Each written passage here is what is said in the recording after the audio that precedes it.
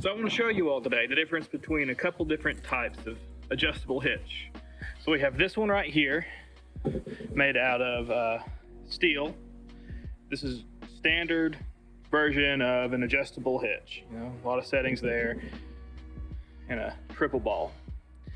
And we're going to compare it to this kind. This one is from Yita Auto, and it's actually aluminum. Now, we know especially on our CUVs, like Super Outback, Super Forester, Crosstreks, RAV4s, that every pound counts. So right there, 40 pounds, that's all of it. Let's compare it to that one. There, now it's on. 14 and a half. So that's what, 25 pounds difference from the steel to the aluminum? That's incredible. I knew it was going to be something like that when the box that this came in was ripped and torn and I could barely lift. And the box that this one came in was fine. Nothing wrong with it. I didn't even think the whole thing was in here when I picked it up.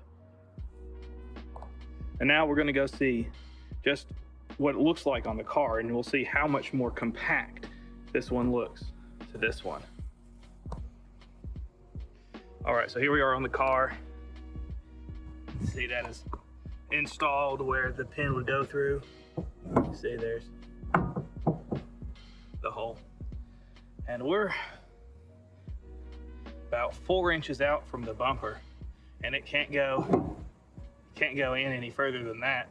There's only the one hole on it. Ugh. Still so heavy. So let's look at this one.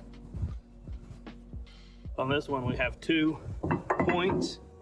There's the first one. See? About 1.5 to 2 inches. But we can still get it in there to the second one. And it's almost flush. Like, that's gonna kill out your ankle, and without the hitch on there, that's nothing.